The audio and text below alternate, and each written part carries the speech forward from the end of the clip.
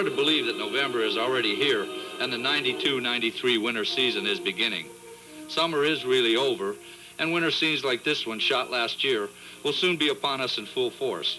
Work in this steel plant is dangerous the year round, but each season has its special safety hazards in addition to the everyday safety situations we all deal with.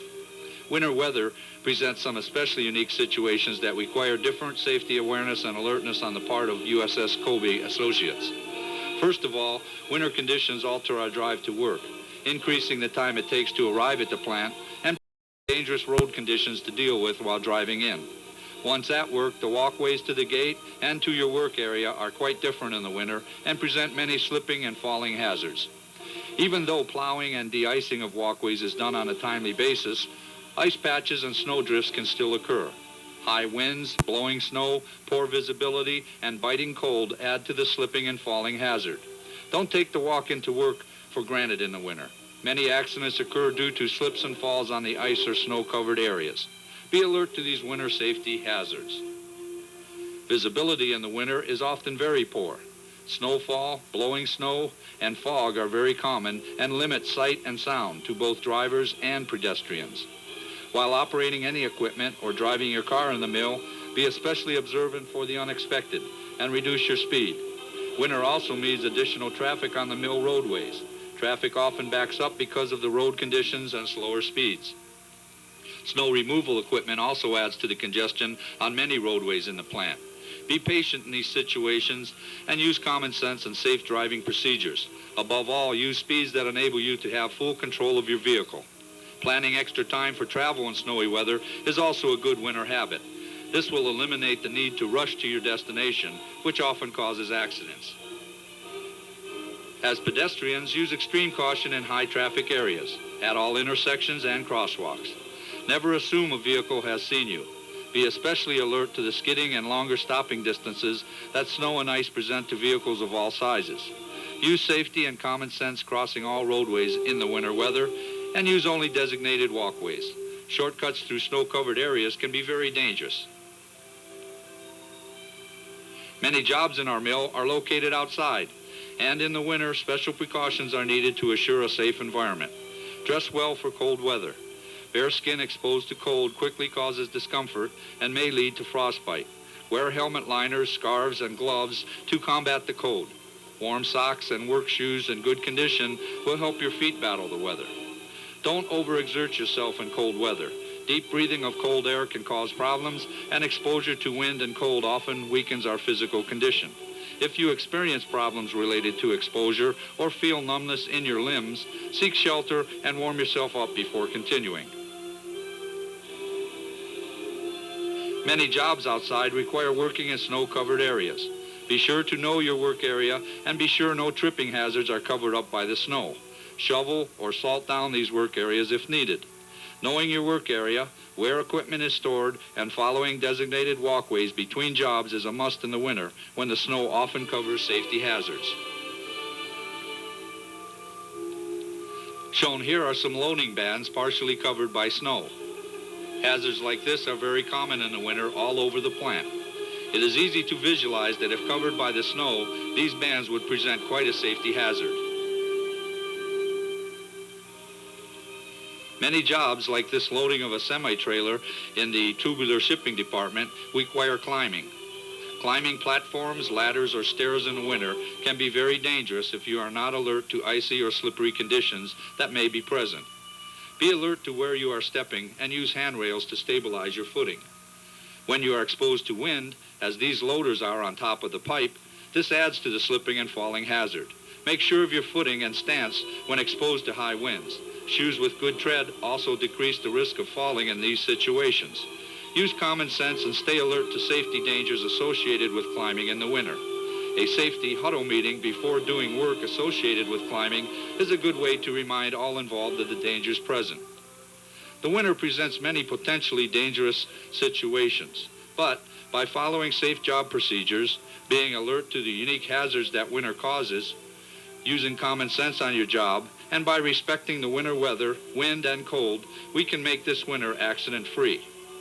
Now here are some important tips from Wilma Ames, the plant hospital nursing staff supervisor, on how to avoid hypothermia and frostbite and how to treat exposure to cold should it occur to you this winter.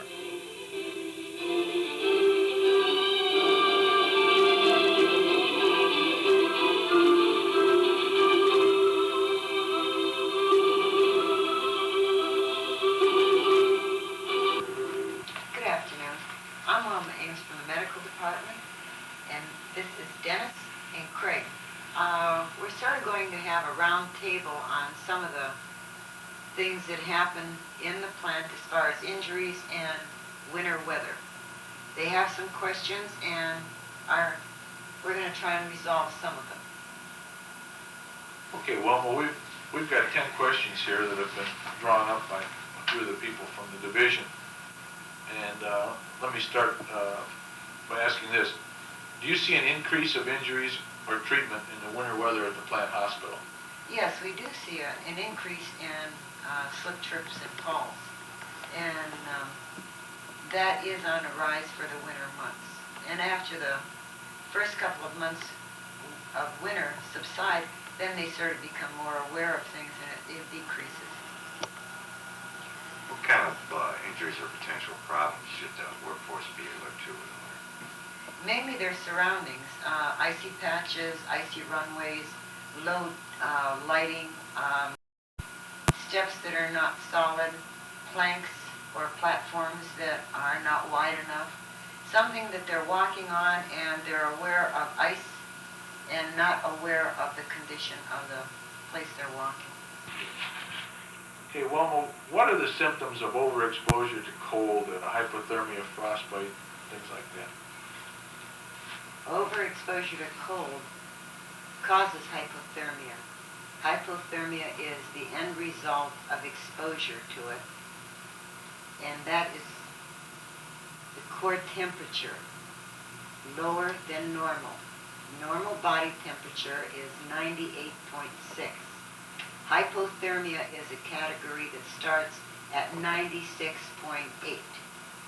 That in turn is broken down to two types of exposure to cold. The non-freezing, which includes chilblain, pernio, which is swelling and constriction of vessels, and immersion, foot immersion, and trench foot. That's the non-freezing. Then you have frostbite, which is actual freezing, and the absolute, which is 4th degree freezing. What winter situations or scenarios are most apt to cause overexposure or associated problems? Well, there's damp cold and there's dry cold. Damp cold is cold weather, high humidity, and that's around freezing temperature, which can do damage. The dry cold is below freezing temperature, and that is the worst kind. Heat loss by conduction, which is wet clothing, constrictive clothing, it suppresses the circulation of the body. Convection is a wind factor. Radiation is where you're in a metal building and it just radiates and chills you to the bone. These are basically the causes. We have a lot of metal buildings in here, so yeah. Loose layers of clothing. Well, multi-layer loose clothing. When you have constriction, you confine the circulation. When you don't have circulation to the body, it can't warm that part. Makes it more susceptible to freezing. So this is another possibility as far as frostbite or frostnip. How many cases of exposure, hypothermia, or frostbite do we see or handle each winter at the plant hospital? We're very fortunate here. Our men are very aware of the conditions in the plant. And unlike in the summertime when they sort of ignore the heat, the wintertime they're very concerned with the cold and the chill factor. And they do wear warm clothing. They do wear layers. They wear the headgear, the gloves, and the shoes. And when they come in, they are multi-layered. And so our cold exposure to cold injuries are not very common here. Well, that's good to know. Yes, it is. We have a good crew out there. What health problems can result from overexposure, hypothermia, and frostbite? Can these be serious? Yes, they can end up in a very serious conditions, to coma to death. What happens is when your core temperature, again, we're talking about the internal temperature of the body, starts to drop, it slows everything down. In the beginning, the blood pressure will shoot up because it's trying to warm the body. However, after a certain point, it starts decreasing, the pulse starts slowing down, it becomes weaker, circulation in the part that has been exposed and is cold, the vessels are constricted, and instead of the blood trying to fight to get through, they sort of clot in those capillaries, so the blood will shunt to another area, sacrificing this area that is already cold and may have ice crystalled already, because tissue fluid will crystallize after a certain temperature, and it will sacrifice that to keep the rest of the body warm. And so you would end up, all your vital signs would decrease, you would become confused, then you wouldn't be able to your gait becomes staggered, there's disorientation, your movements are constricted, you're not coordinated at all, and slowly you disintegrate into a coma, and if it's not corrected before, it can end in death, because you'll throw it off metabolically as well. What are the main deterrents to overexposure and frostbite that the workforce should be aware of to prevent problems from developing? In other words, the clothing. We talked about it, but let's go over it again. Okay, you have your multi-layer clothing in which, and it's loose. You don't want tight socks, tight shoes. You don't want tight gloves or tight wristbands on your jackets. You want things that are loose and layered. Headgear is absolute, because it's much like a bottle. You have an opening at the top, and the heat does rise, and it escapes from the top of the head. It sounds silly, but it does work that way. I once heard that there's 40% heat loss is through the top of the head. Is Yes, that true? it's just like a house. The roof loses it, you lose it through your head.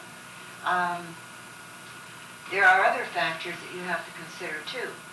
If an employee has been taking alcohol, or he's drug intoxicated, if he's hungry, he's exhausted, let's see, if he has a medical problem. Cardiovascular problems are one of the highest things, or worst things that you have to look at. But there are factors such as the alcohol and the drugs and the overtired and constricted clothing. These can be taken care of by the employee. What is the procedure that should be followed in the workplace to treat overexposure? Well, there's signs, of course, that you're going to be looking for, and when a man has said that he is, his fingers are numb or his face is numb, you try and warm that body part. Where you're at in the plant, you don't have warm water.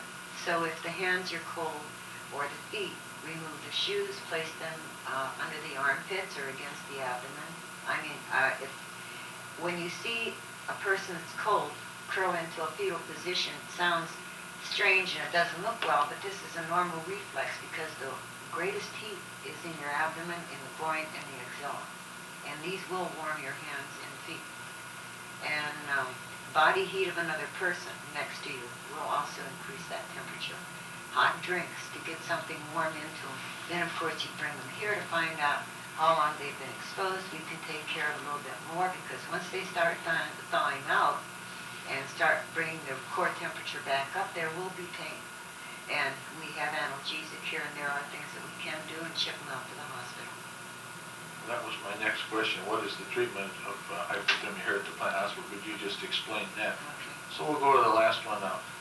If you could choose one good habit that the workforce should develop to combat the winter problems, what would it be? I guess it would be to be very aware of their surroundings, because icy patches, cold metal, not being aware that you aren't dressed properly. It's both overt and covert. They have to be aware of any potential out there and be aware of the wind factor. The wind? The wind. The wind decreases the temperature. When it's warm out and you have a stiff breeze going, it will drop the temperature.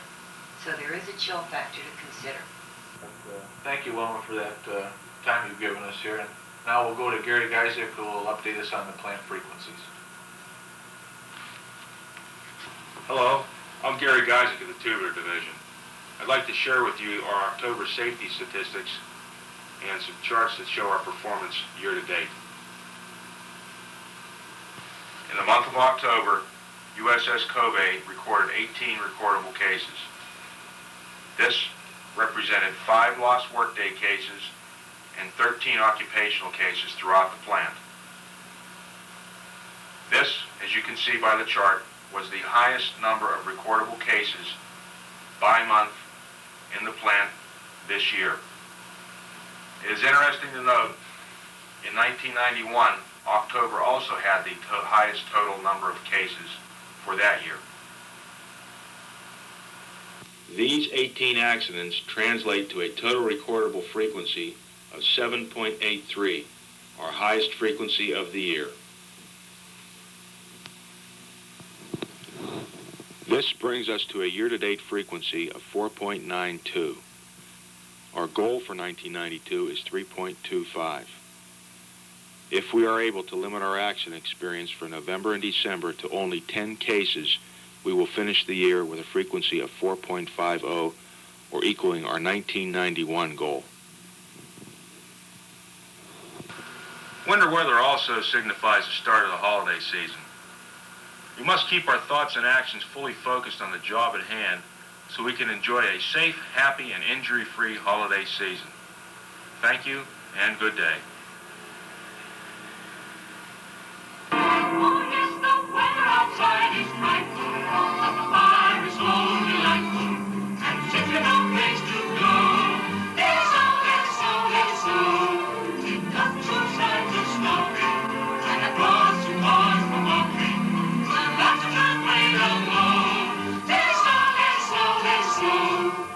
Finally, it's the night, how I hate going out.